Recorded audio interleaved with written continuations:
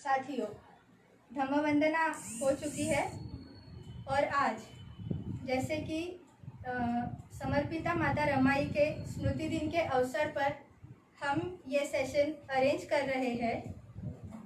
हम जानते हैं कि अगर रमाई बाबा साहब के जीवन में ना होती तो शायद हमें बाबा साहब मिल नहीं पाते।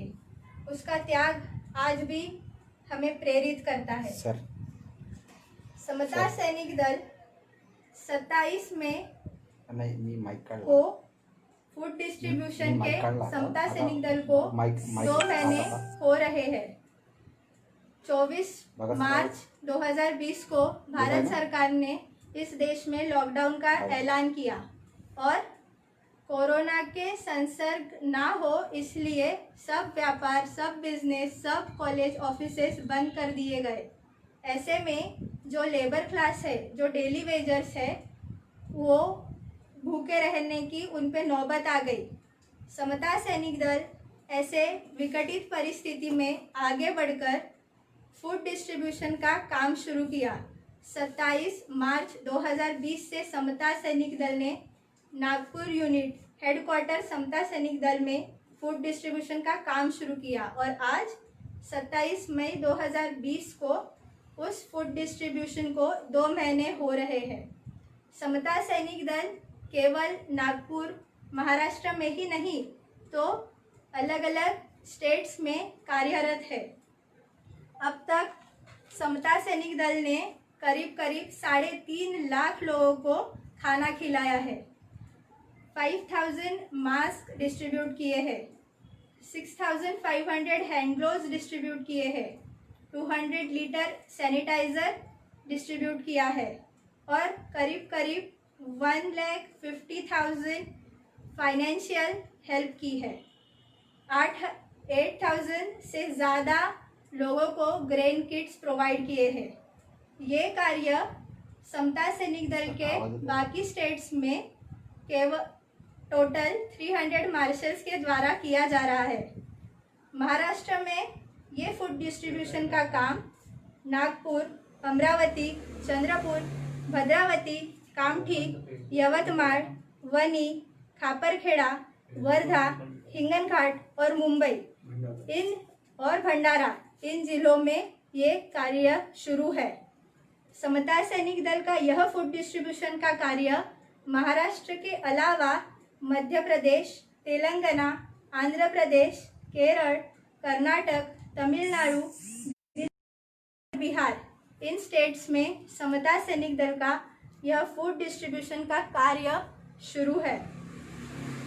साथियों, रमा डॉक्टर बाबा साहेब अम्बेडकर की पत्नी थी। एक कवि अपने काव्य में लिखते हैं, वो काव्य मराठी में है की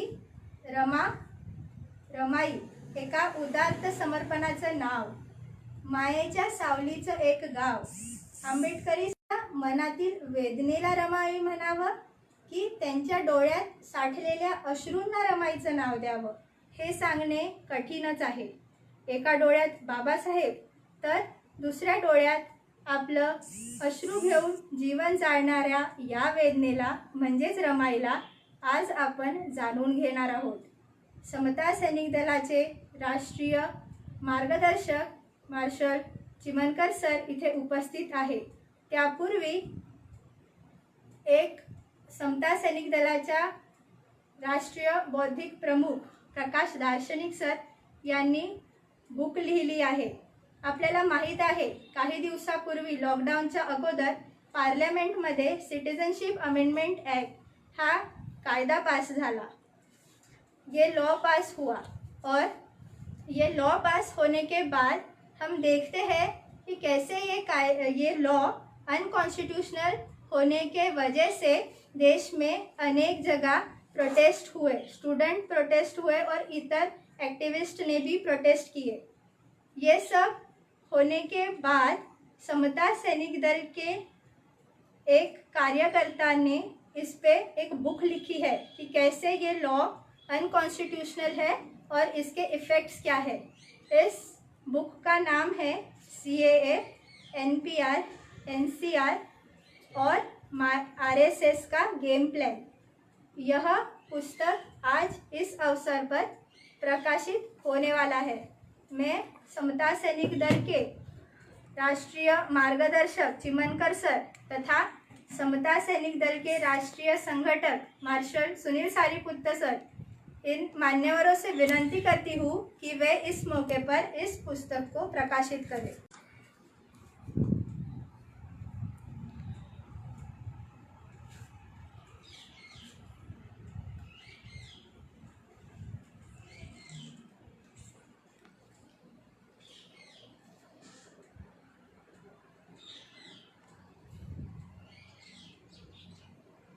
इस पुस्तक के लेखक प्रकाश दार्शनिक सर समता सैनिक दल के बौद्धिक प्रमुख है और ये किताब उन्होंने लिखी है जो जल्द ही आप सभी को अवेलेबल की जाएगी। साथियों, अब जिस उद्देश्य से ये सेशन अरेंज किया गया है वो समर्पिता माता रमाई, यह विषय पर समता सैनिक दल के राष्ट्रीय मार्गदर्शक मार्शल एडवोकेट विमल सूर्य चिमनकर सर, इनसे मैं निवेदन करती हूँ कि वे इस विषय पर हमें मार्गदर्शन करें।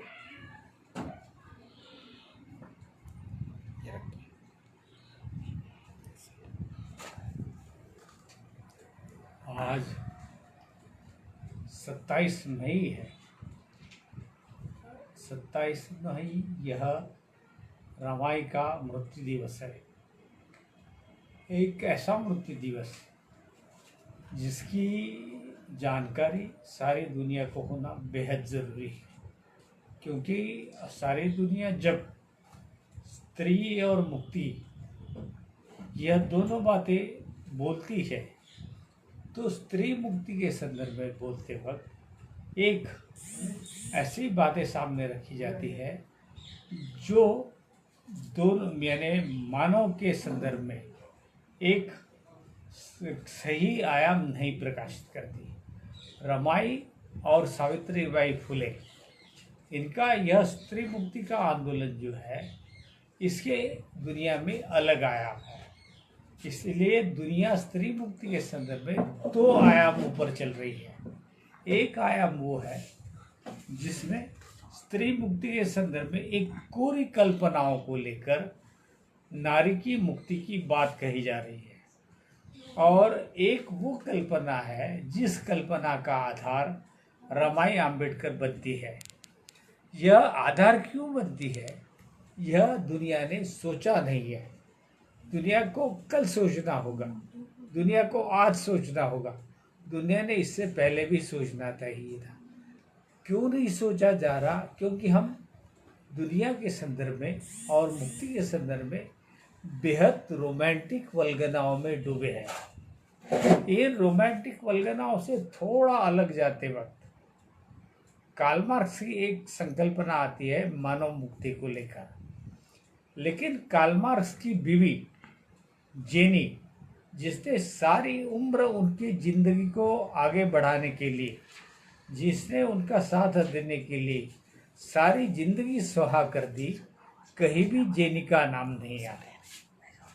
लेनिन, जिसकी बीवी सारी जिंदगी उनके साथ चलती रही और आखिर में जब स्टालिन ने उनके संदर्भ में बेहद बेरहमी का व्यवहार किया, बावजूद हम क्रुप्स्काया का नाम जो है ढंग से नहीं ले पा रहे।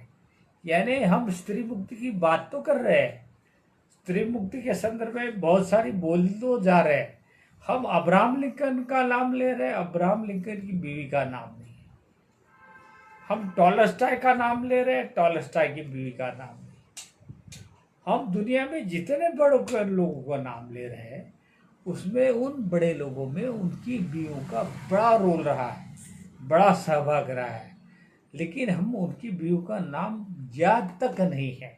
क्या हमें टॉलस्टॉय की बीवी का नाम याद है?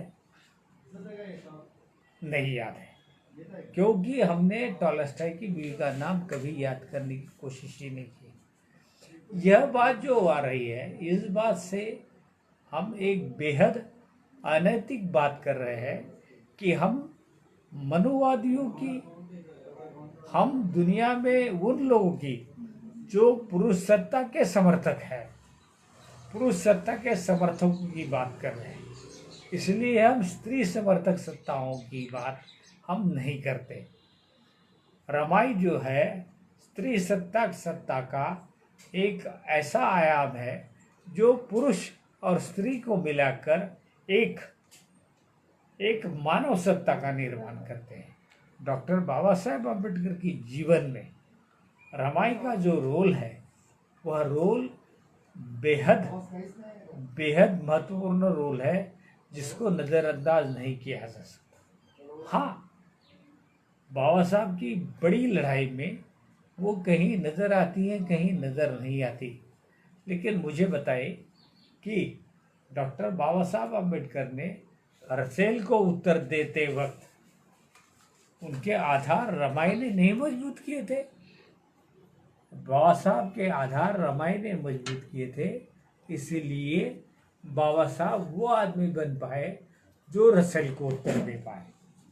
बाबा साहब की लड़ाई में सारी लड़ाइयाँ देखिए, सारी लड़ाई, चाहे वो महाड़ चौधार की लड़ाई हो, चाहे वो कालाराम मंदिर की लड़ाई हो, चाहे वो पुणे करार हो, चाहे उनकी घोषणा हो धर्मांतर की, या ये सारे इसमें रामायण का रोल जो है बहुत बड़ा रोल है।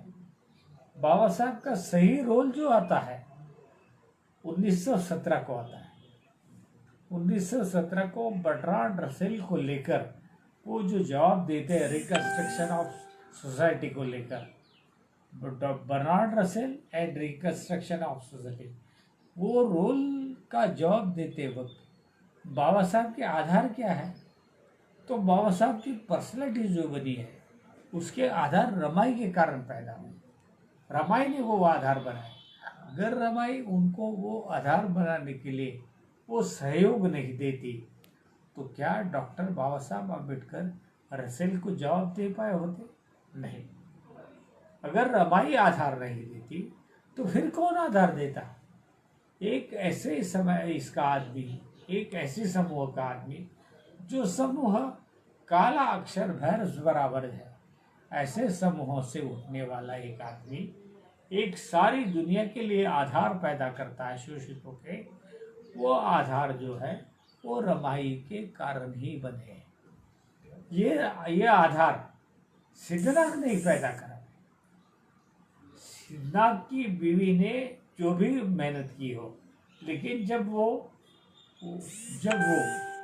भीमा कोरेगांव के युद्ध लड़ते हैं उसके बाद में उनके जीवन का कोई आधार सामने नहीं आता, क्योंकि वो लड़ाई एक विद्रोह का मात्र परिणाम है। बाबा साहब की लड़ाई में एक विद्रोह है, बाबा साहब की लड़ाई में एक चिंतन है, और बाबा साहब की लड़ाई में एक क्रांति है। यानी विद्रोह भी आता है, चिंतन भी आता है और क्रांति भी आती है। यह सारा ये जो है ये हम देखते हैं 1917 से 1956 तक। इसमें सारा प्रारंभिक तैयारी जो है बाबा साहब की, सारी लड़ाइयों की सारी प्रारंभिक तैयारियों में ही अदृश्य रूप में रामायण का जो सहभाग है वो बहुत बड़ा है।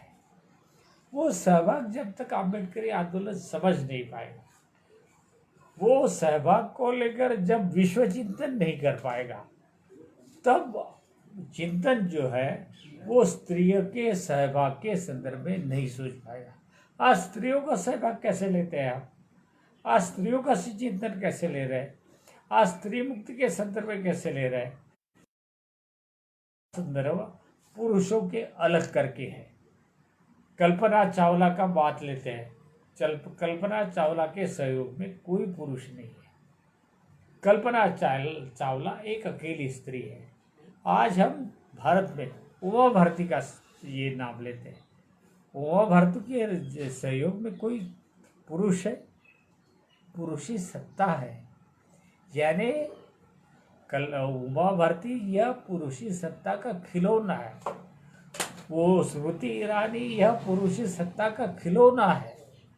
ये सुषमा स्वराज पुरुषी सत्ता का खिलौना है और रमाई अंबेडकर यह पुरुषी सत्ता का खिलौना नहीं है।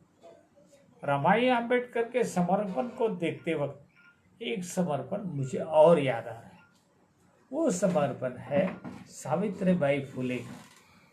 यह दोनों एक ऐसे सत्ता का निर्माण कर रहे हैं जहां पुरुष और स्त्री एक सहयोगी के रूप में सामने आ रहे हैं। एक पुरुष और स्त्री एक गुलाम और एक सत्ताधारी के रूप में सामने नहीं आ रहे। उमा भारती की जैसे मैंने बात की तो वो गुलाम है और ये जो है पुरुष जो है वो सत्ता को गोविंदाचार्य चलाने वाला है। हम देखते हैं बाबा साहब ने जब वो बिल रखा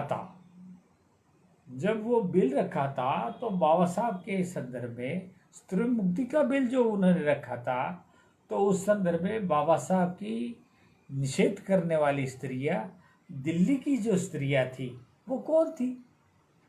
उनको सामने लाने के लिए किसने इंस्पायर किया था? कौन थे वो पुरुष? यानी पुरुष उनको इंस्पायर करता है और स्त्री मुक्ति के लिए बढ़ने वाले बाबा साहब अम्बेडकर के पैर रोक देने के लिए जो स्त्री आती है वो किसी तो भी पुरुषों के सहयोग से सामने आती है। यानी वो लड़ाई में स्त्री मुक्ति की लड़ाई बाबा साहब लड़ रहे हैं और स्त्री को गुलाम करने के लिए दूसरे भारतीय सत्ता के पुरुष काम कर रहे हैं। तो ये जो है ये सारे देश में भी है। आज अमेरिका का सर्वसत्ताधारी जो है वो ये है डोनाल्ड ट्रंप के साथ क्या कोई स्त्री आ रही है? डोनाल्ड ट्रंप को कोई स्त्री का नाम देता है? वो पुतिन आ रहा है, पुतिन किसी स्त्री का नाम ले रहा है? पुतिन किसी स्त्री को आगे बढ़ा रहा है? नहीं बढ़ा रहा है। ये आ रहा है, इजराइल आ रहा है। इजराइल का जू किसी स्त्री को लेकर आगे बढ़ रहा है क्या? वहाँ इजराइल का जो सत्ताधारी है वो स्त्रियों के संदर्भ में कुछ सोच रहा है? नहीं सोच रहा है। यानी सारी दुनिया आज पुरुष सत्ता की गुलाम हो रही है और उस पुरुष सत्ता की गुलामी को अगर तोड़ना है तो हमको रमाबाई, हमको सावित्रीबाई फुले, इनको भारत के लिए नहीं, भारत की पुरुष सत्ता के लिए नहीं, दुनिया को पुरुष सत्ता के लिए चैलेंज देने वाली स्त्री के रूप में सामने रखना होगा। फिर कैसे चले?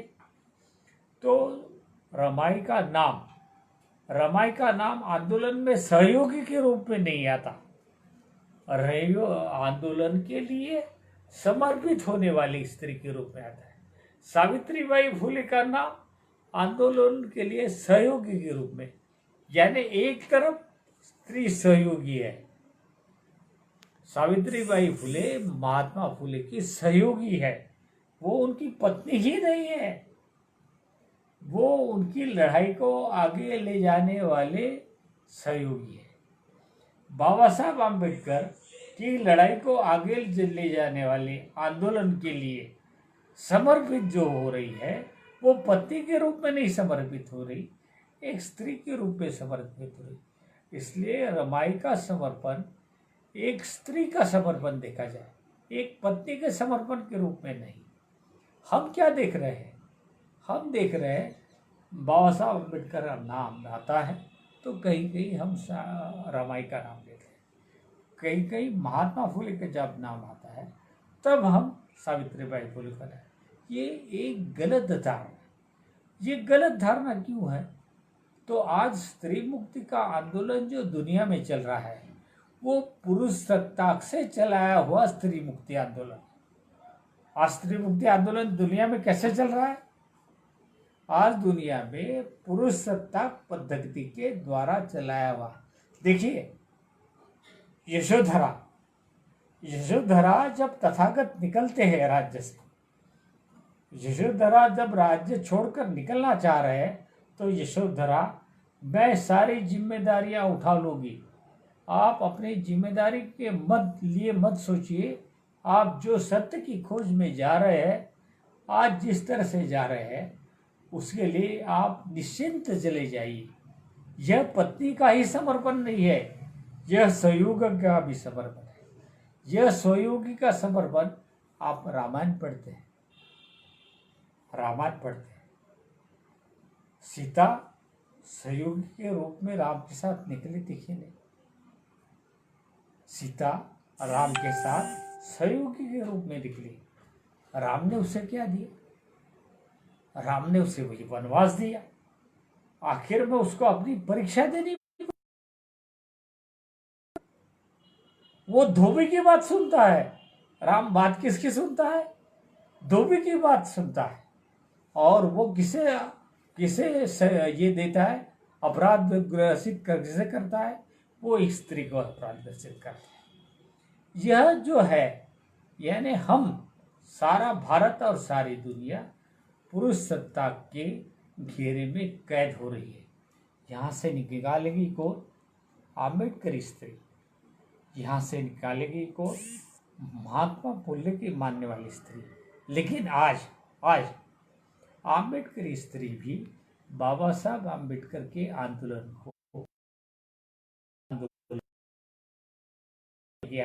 को महात्मा फुले के आंदोलन को समझ नहीं पा रही।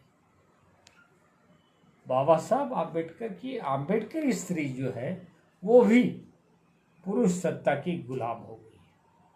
और आम्बेडकर स्त्री में भी आंदोलन करने वाली स्त्रियां जो है, उनके सामने मॉडल बनकर कौन सामने आ रही है? वो स्त्रियां सामने आ रही है जिनका पुरुष सत्ता के साथ लड़ते वक्त कोई रोल नहीं। सावित्रीबाई फुले का नाम या रमाई फुले का नाम मात्र उनके से नहीं, 1935 तक बाबा साहब ने जो आंदोलन लड़े हैं, उसका ही रिजल्ट है 1956 का आंदोलन। फिर 1935 तक जो आंदोलन लड़े हैं, वो सारे आंदोलन में रमाई उनके साथ है। यानी चौदार तालाब के आंदोलन में भी रमाई साथ है। देखिए, आपको एक बात याद आ रही होगी, बाबा साहब जब फॉरेन में पढ़ने गए थे, तब रमाई अपने बच्चों को पालती थी। रमाई अपने बच्चों के लिए पालने के लिए सारे संकटों का सामना कर रही थी। तब वो बाबा साहब को आश्वस्त करती है कि आप अपनी पढ़ाई पर ध्यान दो। वो रोज भारतीय व्यवस्था में आने वाले शोषितों का नरक वो रोज देख रही है। वो रोज उस नरक से दो चार हो रही है। लेकिन बाबा साहब को कह रहे हैं, नहीं, आप अपनी पढ़ाई की चिंता करिए, आप कुछ मत करिए। जब बाबा साहब भारत आ जाते हैं, जब शाहू छत्रपति के साथ बैठते हैं, तो बाबा साहब से मिलने के लिए शाहू छत्रपति जब घर आते हैं, तब रमाई को उनका फॉरेन के लिए जाने का जो रमाई के वो बड़े हैं, छत्रपति के शब्द बड़े, शाहू छत्रपति के शब्द बड़े नहीं है। वो सहयोग बड़ा है जो रमाई ने बाबा साहब को दिया है। उस सहयोग को समझ लीजिए। आपको याद होगा, द्वितीय गोलमेज परिषद के बाद में जब बाबा साहब भारत में आ रहे थे, और जब वो भारत के में एरोड्राम पर, मुंबई के एरोड्राम पर खड़े थे, तो बाबा साहब ने चारों ओर नजर दौड़ाई। तो सारे ओर बाबा साहब की जय जयकार करने वाले उनके कार्यकर्ताओं का बड़ा जुलूस था। और उसी जुलूस के एक कोने में रमाई बाबा साहब को जो पटका शाहू छत्रपति ने दिया था, वो पटका पहन कर आई थी। क्योंकि उस दिन उसके पास ऐसा कोई वस्त्र, जिसे साड़ी कहते हैं, ऐसा कोई वस्त्र नहीं था जो पहनकर उस गर्दी भीड़ में शामिल हुआ जाए। तो वो पटका पहनकर आई। बाबा साहब को वो देखे बराबर बाबा साहब की आंखों में आंसू आ गए। एक तरफ लाखों लोग उनकी जय जयकार कर रहे हैं, और वो मसीहा की पत्नी जो है, वो एक पटका पहन कर आ रही है। इससे बड़ा सहयोग क्या हो सकता है? और यही तो वो सहयोग है जिसने बाबा साहब को गांधी के खिलाफ खड़ा रहते वक्त आधार दिए थे। यही तो वो सहयोग है जो सारी लड़ाई लड़ते वक्त बाबा साहब के साथ आए थे। और 1935 तक एक ताकतवर आम्बेडकर खड़ा होता है, उसकी प्रारंभिक सारी परीक्षाएं वो दे देता है। उसकी सारी इस परीक्षाएं जो है वो 1935 तक पूर्ण हो जाती है। इधर रमाई मरती है, उनका डेथ होता है, उसका सर अपने पास लेकर बाबा साहब रोते हैं। और वही बाबा साहब मी हिंदू म्हणून जन्मास आलो ते माझ्या हातात नव्हतं, पण आता मी हिंदू धर्मात मरणार नहीं और नए धर्म की प्रतिज्ञा करते हैं, वो भी 35 है। वो ताकत किसकी थी?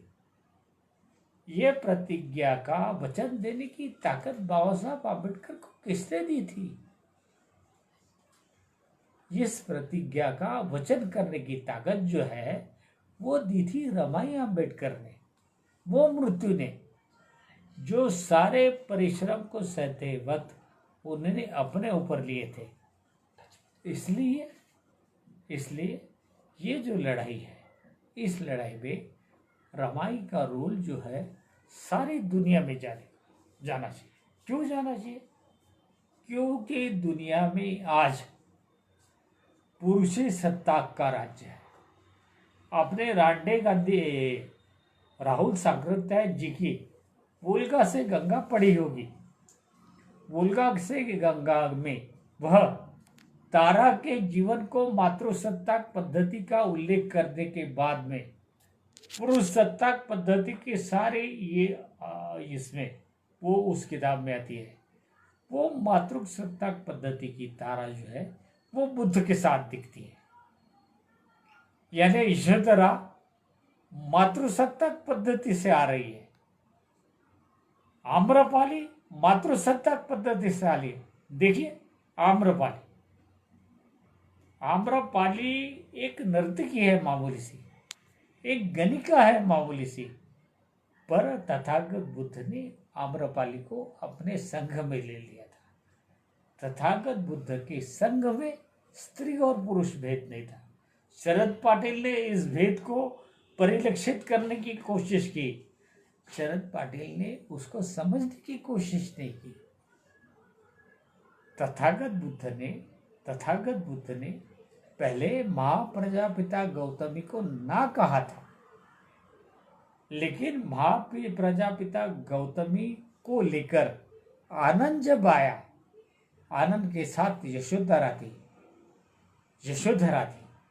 जब आनंद उनकी बातों से कन्विंस हुआ और ये तथागत बुद्ध के सामने जो संकट दिख रहा है पुरुष सत्ताक पद्धति का, उस पुरुष सत्ताक पद्धति को बाजू में रखकर आनंद जब महाप्रजापिता गौतमी को धम्म देने के संदर्भ में बाबा तथागत से विनती करते हैं तो तथागत वो स्वीकार लेते हैं। यह तथागत का ही स्वीकारना डॉक्टर बाबा साहब के साथ है। डॉक्टर बाबा साहब जब विश्व के लिए है तो फिर तथागत भी विश्व के लिए है। तथागत तो वैसे ही विश्व के लिए है, लेकिन तथागत को समझने के लिए भी द्वंद्वात्मक प्रक्रिया को समझते वक्त डॉक्टर बाबा साहब के योगदान को समझना होगा। और मुश्किल ऐसी आ रही है कि आज व्यवस्था डॉक्टर बाबा साहब आम्बेडकर के योगदान को समझने के लिए नाकाबिल सिद्ध हो रही है। काबिलियत नहीं है। डॉक्टर बाबा साहब के अनुयायियों में ही वो काबिलियत नहीं है। भारत में तो वो काबिलियत है ही नहीं, क्योंकि भारतीय आदमी जो है वो भ्रामक कल्पनाओं पर जिंदा रहने वाला आदमी है। मैं भ्रामक कल्पनाओं पर जब तक ये देश जिएगा तब तक वो आम्बेडकरी आंदोलन को सही ढंग से समझ नहीं पाएगा। आम्बेडकरी आंदोलन का जब वो सही ढंग से समझेगा तब रमाई को समझेगा, तब रमाई का त्याग समझेगा, और तब वो रमाई को उसकी अपनी ऊंचाई से देखेगा। और जब वो रमाई को उसकी ऊंचाई से देखेगा तब बाबा साहब के साथ रमाई को साथ रखा जाएगा। तब बाबा साहब अकेले नहीं रहेंगे, तब बाबा साहब अकेले नहीं रहेंगे, बाबा साहब के साथ रमाई रहेगी। और मुझे लगता है ये समझना ही हम लोगों को नई रमाई को समझने के लिए बहुत बड़ी ज़रूरत है। आज इस ज़रूरत को समझने के लिए आप जो सुन रहे हो, फिर से एक बार रमाई के चरित्र को समझने की कोशिश करेंगे कि इस चरित्र ने अपने आंदोलन को, आम्बेडकरी आंदोलन को सारी दुनिया पर पहुंचाने के लिए जो सहयोग दिया है, वो सहयोग देते वक्त रमाई का जो रोल रहा है, वो रोल हमको समझना बेहद ज़रूरी होगा।